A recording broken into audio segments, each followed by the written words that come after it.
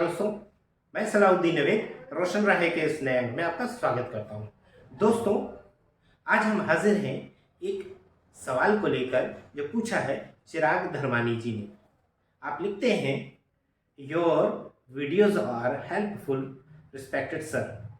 बच्चे को एडीएल सिखाने की ज़रूरत क्यों पड़ी है? क्या क्या रीज़न है, जैसे सेंसरी इश्यूज या eye hand coordination? So please sir इसमें डिटेल में वीडियो बनाएं। दोस्तों, चिराग जी के सवाल का जवाब देने से पहले अगर आपने अभी तक हमारा चैनल सब्सक्राइब नहीं किया है तो कृपया सब्सक्राइब करें, लाइक करें, शेयर करें ताकि हम हर उस फैमिली तक पहुंच सकें जिसको हमारी ज़रूरत हो सकती है। दोस्तों, एडीएल यानी एक्टिविटीज़ ऑफ डेली लिविंग, यानी कि हमारे जिंदगी में रोजमर्रा के काम जो हम अपने लिए करते हैं उन्हें हम एडीएल कहते हैं। यानी सुबह उठने के बाद हम लैट्रिन बाथरूम गए, फ्रेश हुए, ब्रश किया, नहाए, तैयार हुए, नाश्ता किया, खाना खाया, ये सब हमने अपने लिए किया। ऐसे सारे काम जो हम सिर्फ अपने लिए करते हैं, हर बच्चा अपने लिए करता है, हर व्यक्ति अपने लिए करता है, वो कहलाते हैं एक्टिविटीज ऑफ डेली लिविंग यानी रोजमर्रा के काम। अब सवाल ये है कि ज़रूरत क्यों पड़ी एडीएल सिखाने की? तो दोस्तों, जिंदगी में अगर जो बच्चा, जो व्यक्ति, जो शख्स इंडिपेंडेंट नहीं है, आत्मनिर्भर नहीं है अपने एडीएल के कामों में, यानी कि खुद के कामों के लिए, अगर हम किसी भी उम्र में, हम यहाँ पे 0 to 5 को छोड़ देते हैं, 5 साल से बड़े बच्चे को लेकर, अगर वो उम्र के हिसाब से आत्मनिर्भर यानी कि खुद मुख्तार नहीं है, वो इंडिपेंडेंट नहीं है, तो ये गलत मैसेज देता है सोसाइटी को। पहली वजह तो ये होती है जिस वजह से एडीएल सिखाना जरूरी है। दूसरा, जैसे जैसे बच्चा बड़ा होता जाता है वैसे वैसे वो अपने एडीएल स्किल्स में यानी अपने कामों में इंडिपेंडेंट यानी आत्मनिर्भर, खुद मुख्तार होता जाता है। वो अपने सारे काम खुद करता है। अगर नहीं करेगा तो किसी को कराना पड़ेगा। तो वो कौन कराएगा? मम्मी, पापा या कोई और? जो भी कराएगा उसे अपने कामों के अलावा बच्चे के कामों के लिए वक्त निकालना होगा। और आज के टाइम, आज के वक्त में ये बहुत ज़रूरी है कि हम ज़्यादा से ज़्यादा वक्त बचाएं ताकि हम दूसरे काम कर सकें। और जब बच्चे को कोई डेवलपमेंटल डिसऑर्डर हो तो ये और ज़रूरी हो जाता है कि बच्चा जितने ज़्यादा अपने ज़रूरी काम कर पाएगा, इंडिपेंडेंट होगा, उतना ही दूसरे कामों के लिए, थेरेपीज के लिए, ट्रेनिंग के लिए, पढ़ाई लिखाई के लिए वक्त मिल पाएगा। दूसरा वजह यह है कि हमें वक्त हर तरीके से बचाना है, चाहे बच्चा हो चाहे बड़ा हो।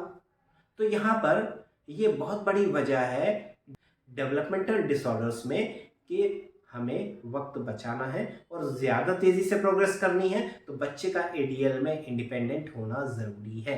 अब तीसरी चीज़, अगर बच्चा पढ़ रहा है, लिख रहा है, सब कुछ कर रहा है, लेकिन खुद के काम नहीं कर रहा है, तो एक उम्र के बाद, मान लीजिए 12-15 के बाद, जब वो टीनेज में आ जाता है, क्या आप उसका काम करवा सकते हैं? अब यहाँ पे आप उसका काम करवा सकते हैं से मतलब सीधा सीधा ये है कि क्या आप उसके लेटरिन, बाथरूम, नहाना, कपड़े पहनाने का काम कर सकते हैं? शायद नहीं। क्यों? क्योंकि शारीरिक बदलावों के बाद, बच्चा हो, लड़का हो या लड़की हो, परिवर्तन आता है।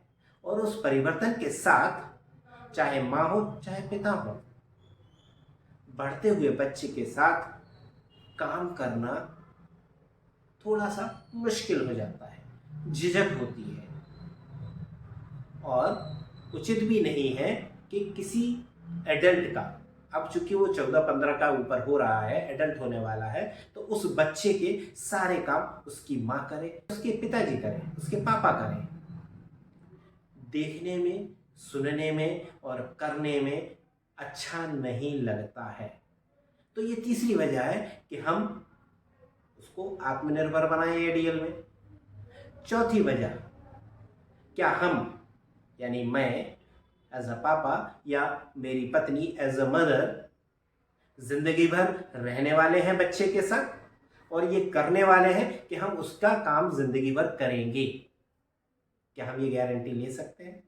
नहीं। हमारी एक उम्र है, बढ़ रही है, जैसे जैसे बच्चा जवान होगा हम बूढ़े हो जाएंगे और एक दिन हम चले जाएंगे। उसके बाद बच्चे की देखभाल कौन करेगा? या मान लीजिए हम हैं लेकिन शारीरिक रूप से इतने सक्षम नहीं है, इतने काबिल नहीं है कि हम बच्चे का काम कर सकें, तो फिर उस जवान बच्चे का काम कौन करेगा?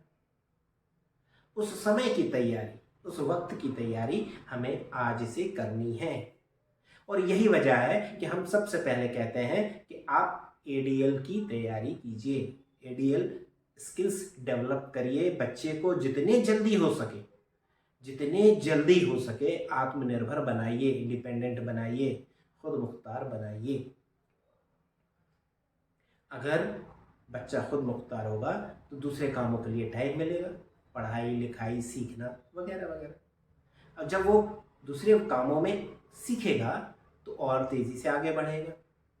यहाँ पर देखने में ये आता है कि जो बच्चा, चाहे वो ऑटिज्म से पीड़ित हो या डेवलपमेंटल दूसरे डिसऑर्डर से पीड़ित हो, वो अपना अधिकतर समय खाने पीने, लैट्रिन बाथरूम, नहाने इसमें गंवा देते हैं। मैं ये नहीं कह रहा हूँ कि हर बच्चा जो 5 साल से छोटा है उसको ये सब आना चाहिए, बिल्कुल नहीं, लेकिन जितना एज एप्रोप्रिएट है उतना आना चाहिए। एक 5 साल का बच्चा, मम्मी उसको खाना दे देती है, दाल दे दिया, दलिया दे दिया, कुछ दे दिया, वो बैठ के खा लेता है। हमेशा ज़रूरी नहीं है कि बच्चे को हम खिलाएं या कोई खिलाए, ज़रूरी नहीं है। लेकिन देखने में यह आता है कि अगर बच्चे को कोई डिसऑर्डर है तो वो 10 साल तक, 12 साल तक, बड़ी उम्र तक मम्मी पापा के हाथ से ही खाना खा रहा है, पर्टिकुलर खाना खा रहा है, एक तरीके से ही खा रहा है, दूसरी चीज़ें नहीं खा रहा है। ये आत्मनिर्भरता, इंडिपेंडेंसी के कोशिशों में बैरियर है और इस बैरियर को अगर दूर करना है तो आत्मनिर्भर बनाना होगा। सवाल के दूसरे हिस्से में आप बात करते हैं सेंसरी इश्यूज और आई हैंड कोऑर्डिनेशन की। तो सेंसरी इश्यूज वो चीज़ है जिसकी वजह से बच्चा एक्टिविटीज ऑफ डेली लिविंग में पिछड़ सकता है। ये ज़रूरी नहीं है कि पिछड़ेगा, पिछड़ सकता है। फॉर एग्जाम्पल, अगर मान लीजिए ओरल सेंसरी इशू है तो ब्रशिंग में दिक्कत होती है, जिसकी वजह से ब्रशिंग एक कठिन काम हो जाता है उसके लिए। या कोई टच से रिलेटेड सेंसरी इशू है तो नहाना, मुँह हाथ धोना, कपड़े पहनना, मालिश करना, ये काम थोड़ा मुश्किल हो जाते हैं, जिसकी वजह से बच्चे को सीखने में देरी होती है। साथ ही साथ अगर आई हैंड कोऑर्डिनेशन में दिक्कत है तो बच्चा कोई ऐसा काम जिसमें दोनों हाथों का देख कर काम करना होता है, फॉर एग्जाम्पल लिखना है, दिक्कत हो सकती है।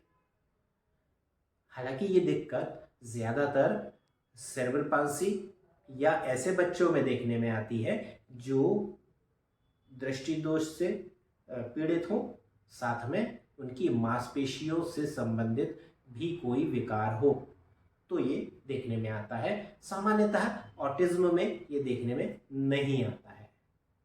सेंसरी इश्यूज की वजह से हो सकता है कि वो पेन ना पकड़े, विजुअल सेंसरी इश्यूज की वजह से फोकस ना करें, लेकिन आई हैंड कोऑर्डिनेशन सिर्फ इतनी चीज़ नहीं है, बहुत सारी चीज़ें होती हैं। जहाँ भी हम देख कर काम करने की बात करते हैं वहाँ आई हैंड कोऑर्डिनेशन की बात होती है। और दोनों ही तत्व, सेंसरी इश्यूज, आई हैंड कोऑर्डिनेशन, हमारे एडीएल को अफेक्ट करते हैं। तो इसलिए अगर ये दोनों इश्यूज हैं तो इनको रिजॉल्व करना बहुत ज़रूरी है एक्टिविटीज़ ऑफ डेली लिविंग की ट्रेनिंग से पहले या उसके साथ साथ।